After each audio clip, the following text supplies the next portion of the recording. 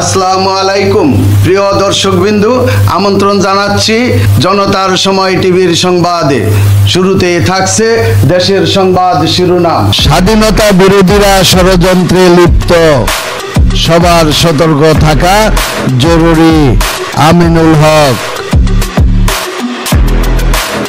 বিএনপির কেন্দ্রীয় ক্রীড়া বিষয়ক সম্পাদক ও ঢাকা মহানগর উত্তর বিএনপির আহ্বায়ক আমিনুল হক বলেছেন, আজ যারা স্বাধীনতা বিরোধী সংগঠন নির্বাচনকে পিছিয়ে দিতে চায় তারা দেশের বিভিন্ন জায়গায় ষড়যন্ত্র করছে, তাই আমাদের সবার সতর্ক থাকা জরুরি। শুক্রবার 22 আগস্ট বিকালে মণিপুর উচ্চ বিদ্যালয় অডিটোরিয়ামে বৃহত্তর মিরপুরস্থ জাতীয়তাবাদী শিক্ষক কর্মচারী জনতা পরিবারের উদ্যোগে আয়োজিত জুলাই গণ অভ্যুত্থান বর্ষপূর্তি উদযাপন 2025 ও শহীদ পরিবার ও আহতদের সম্মাননা প্রদান অনুষ্ঠানে প্রধান অতিথির বক্তব্যে তিনি এইসব কথা বলেন।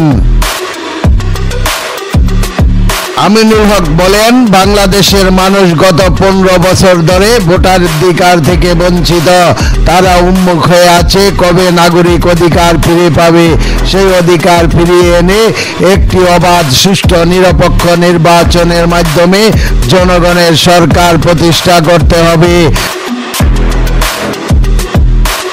বিএনপি জনগণের জন্য রাজনীতি করে উল্লেখ করে তিনি উপস্থিত দলের নেতাদের উদ্দেশ্যে বলেন, আওয়ামী লীগ যেভাবে সাধারণ মানুষের উপর অন্যায় প্রভাব বিস্তার করেছে, আপনারা কেউ সেই পথে হাঁটবেন না।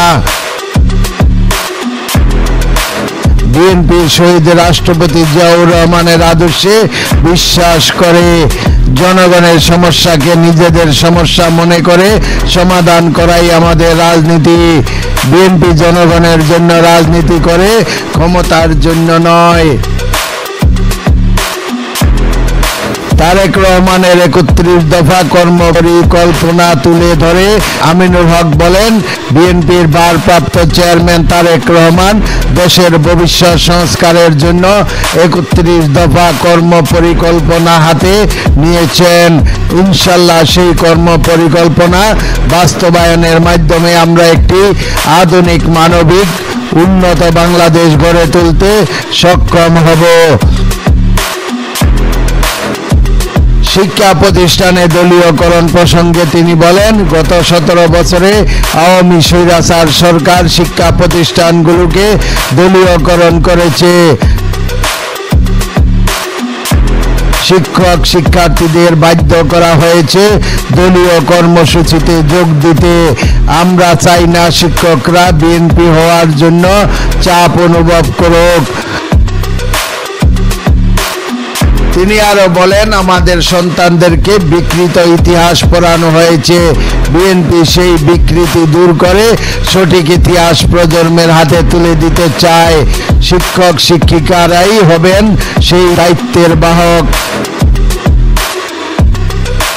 শহীদ পরিবারদের প্রতি শ্রদ্ধা ও আশ্বাস জানিয়ে অনুষ্ঠানে শহীদ পরিবারদের সম্মাননা প্রদান করে আমিনুল হক বলেন, বীর শহীদদের আত্মত্যাগের বিনিময়ে বাংলাদেশ আজ স্বাধীন। তাদের পরিবারকে বিএনপির পক্ষ থেকে রাষ্ট্রীয় খেতাব ও মর্যাদা প্রদানের উদ্যোগ নেওয়া হবে।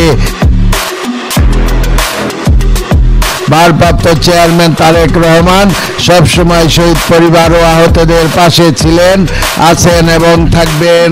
ঢাকা মহানগর উত্তর বিএনপির থানা যুবদলের আহ্বায়ক মোহাম্মদ শাকিল মোল্লার সভাপতিত্বে সভায় বিশেষ অতিথির বক্তব্য রাখেন যুবদলের কেন্দ্রীয় কমিটির সাবেক ভারপ্রাপ্ত সাধারণ সম্পাদক শফিকুল ইসলাম মিল্টন, দারুসালাম থানা বিএনপির আহ্বায়ক এস.এ. সিদ্দিক সাজু, এ খালেক চ্যারিটি ফাউন্ডেশনের চেয়ারম্যান আব্দুল খালেক সহ অনুষ্ঠানে আগত শহীদ ও আহত পরিবারের সদস্যরা। প্রিয় দর্শকবৃন্দু, আজকের প্রতিবেদন এই পর্যন্তই শেষ করছি। এখানেই পরবর্তী সংবাদ পেতে জনতার সময় টিভির সাথেই থাকুন। আল্লাহ হাফেজ।